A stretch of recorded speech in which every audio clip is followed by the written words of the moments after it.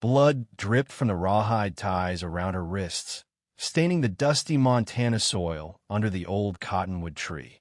Jack Harlan had witnessed a share of violence in his 48-year son the battlefields of the Civil War, during brutal cattle drives and in dusty saloon fights, but nothing hit him like the sight of this Sioux woman, battered and abandoned to die by the riverbank. Her chest heaved in ragged breaths, long black hair cascading over her sun-kissed shoulders, and even in her battered state, she had the fierce grace of an untamed Mustang, beautiful, defiant, unbreakable. The smart move would be to mount up and ride off. Sioux affairs weren't for outsiders, especially not in the Montana Territory, where tensions still simmered after the Battle of the Little Bighorn. But as Jack knelt beside her, pressing fingers to her neck for a pulse, he knew he was about to shatter every unspoken rule about meddling in tribal business. Because sometimes a man's got to decide between what's safe and what's right. What would you do if saving a life meant gambling everything you'd scraped together?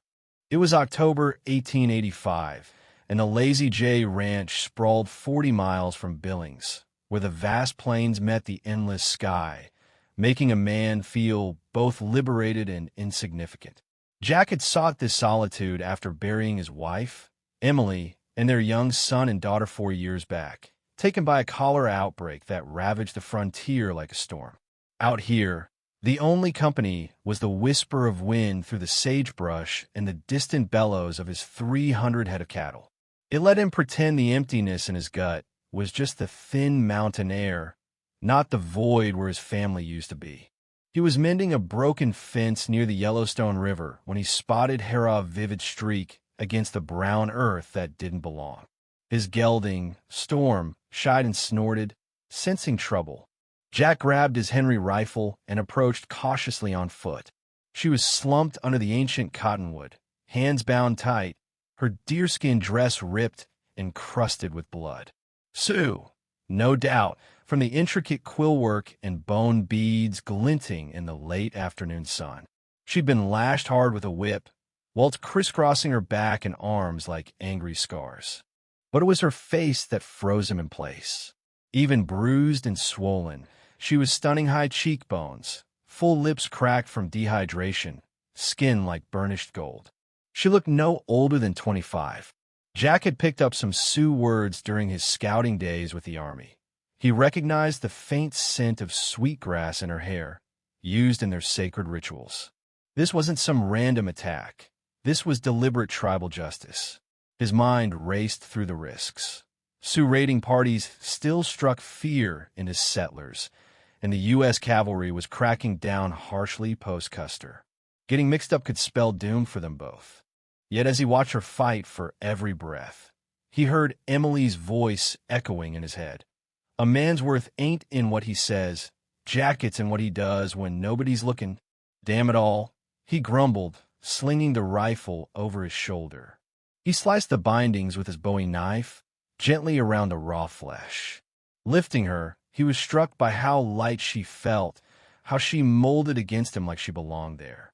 Her eyes flickered open deep brown, like rich coffee, and in them burned a pride that stirred something deep in his core. Easy there, he murmured. You're safe now. She tried to speak, but only a rasp escaped. When she weakly shoved at him, her strength gave out. The ride back to the ranch was pure torment. She slumped against him, her soft form pressing into his chest and legs with every jolt of Storm's gait. Her scent sweetgrass, leather, and pure woman filled his senses. It had been 4 years since he'd held anyone close, and his body betrayed him with unwelcome urges, shame twisting in his gut while she hovered near death. By the time they reached his log cabin, dusk painted the Rockies in fiery oranges. The place was sturdy but sparse. 2 rooms, a pot-belly stove, walls lined with a few faded photographs Emily had treasured.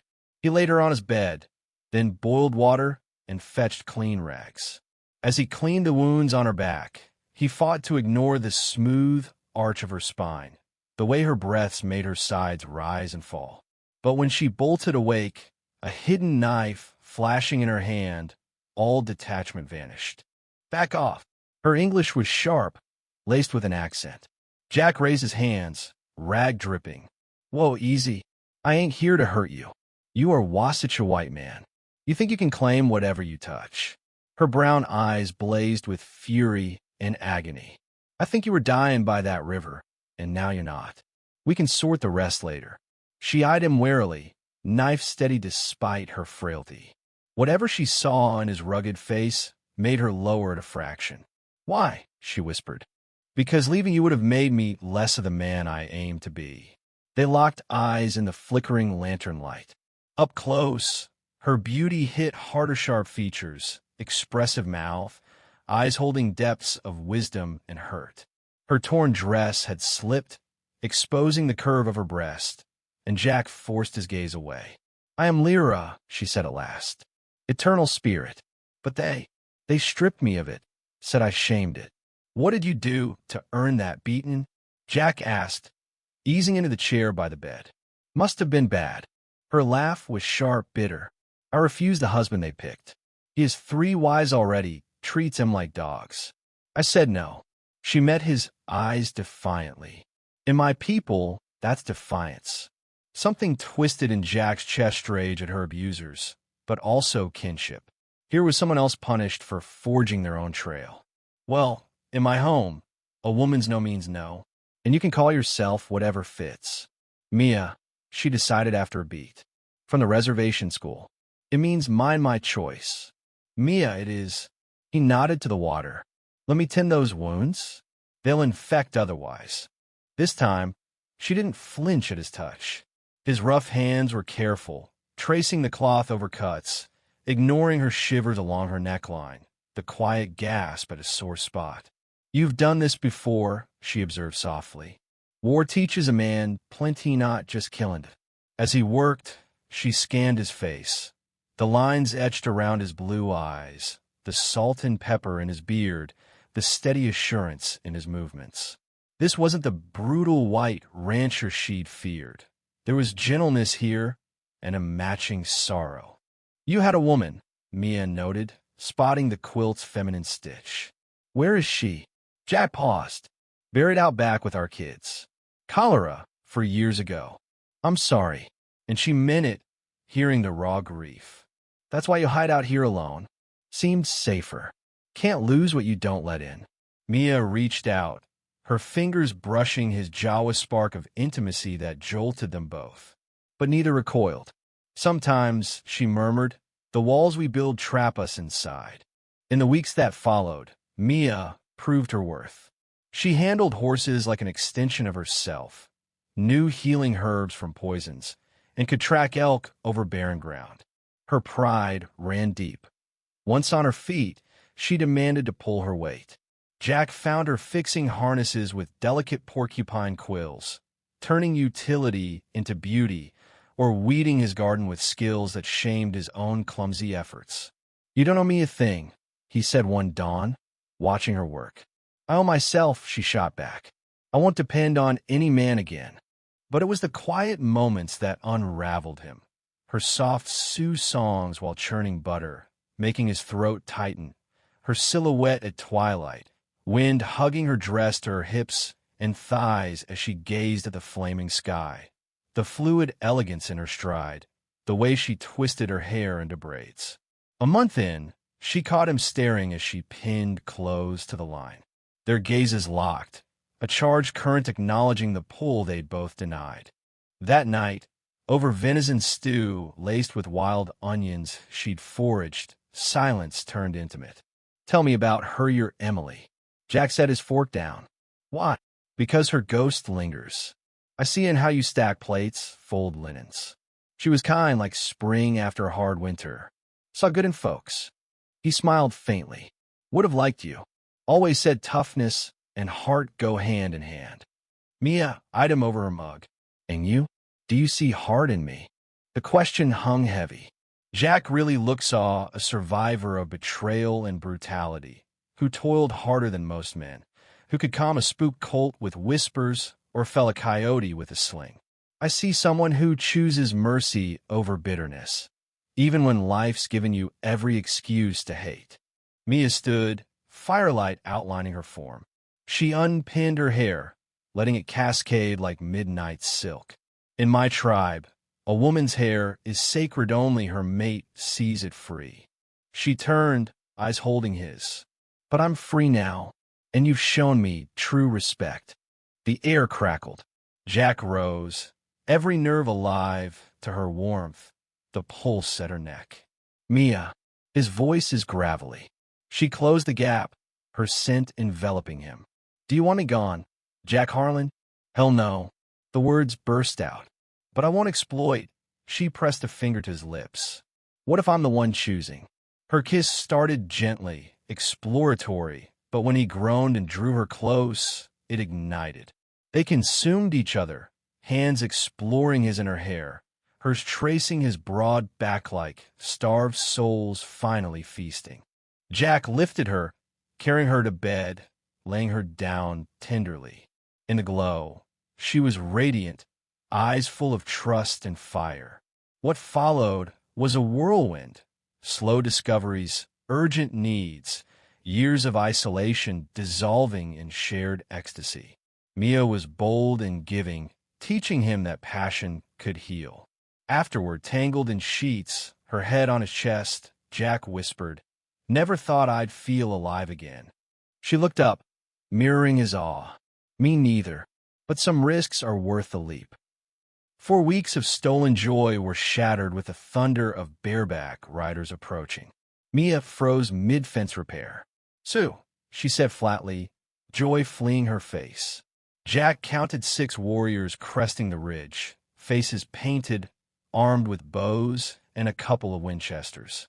Leading was an elder with a commanding presence and veiled sorrow. "My uncle, Coda," Mia breathed, "war chief of our band." They halted at the property edge, a calculated gesture. Coda advanced alone, his lined face stern. "I come for the one once called Lyra." "I'm here, uncle." Mia stepped up, reclaiming her Sioux poise, but stayed by Jacka, quiet declaration. "You shame us, child. This Wasatchu has poisoned your mind, made you forget your blood. He show me choice, uncle. For once, I'm truly free." Coda's laugh cut like ice. "Free? You've traded kin, spirits, heritage for what, a white man's bed?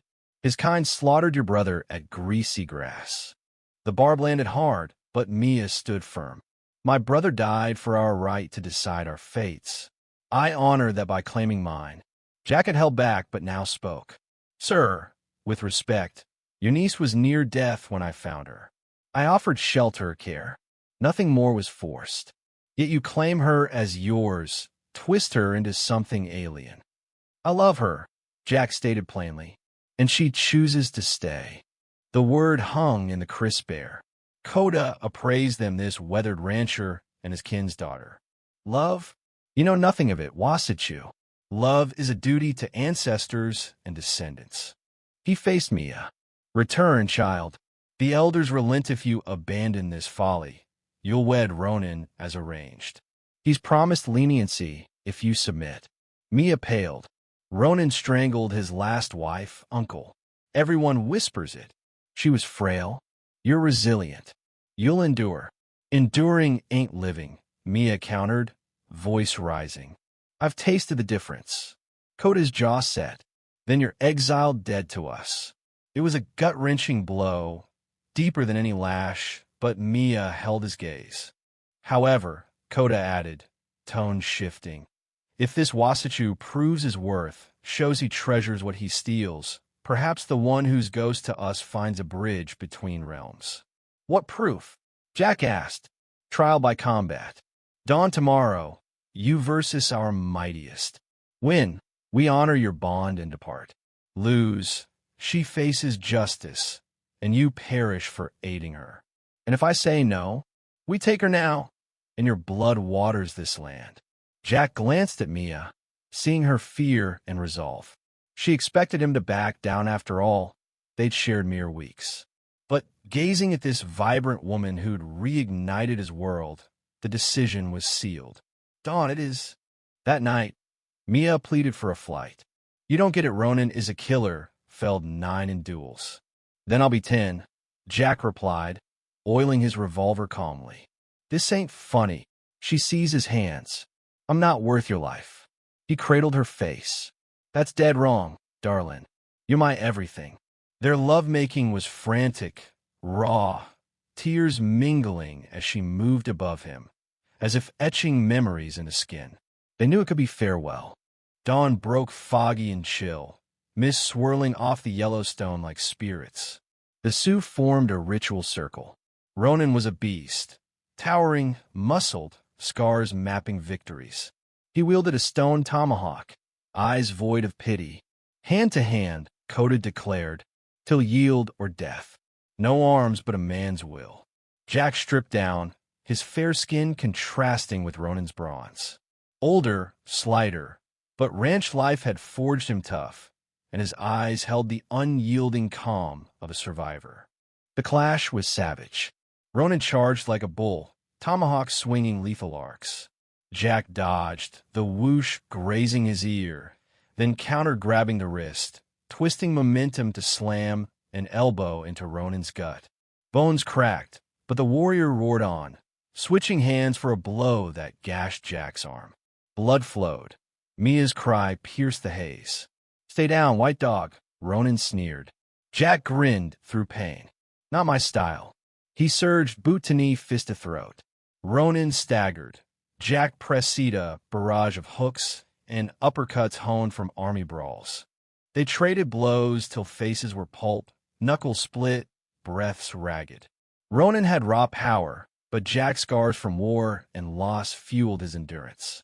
When Ronan knelt, heaving, Jack loomed. Yield. Ronan glanced at Coda, then the victor. I yield.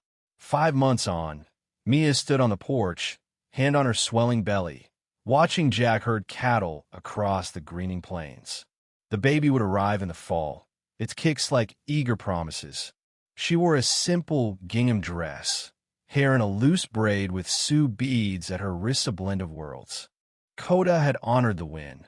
The Sioux vanished, though shadows on horizons hinted watchful eyes. Her people hadn't erased her wholly, they waited for her evolution. Storm trotted up, Jack dismounted with lithe ease. At 49, love had shaved years off him. How are my ladies? He hugged her from behind, lips to her neck. Restless, but content. She leaned in. This one's a fighter like her pa, or fierce like her ma. In quiet, watching the sun dip in golds and reds hues of their first kiss, Jack asked, regret leaving your kin? Mia turned, tracing his face. How could I? I found home here. Beyond lay Billings with its rowdy bars and empty lures. Behind, their old ghosts. But now, under Montana's vast sky, Jack Harlan and the woman named Mia had it all. Love, tomorrow's vow, and freedom's script. What did you think of this tale? Share your thoughts in the comments below. Did Jack do right by stepping in? Or should he have stayed out? Was Mia's defiance brave or selfish? Take a stand and let me know your views.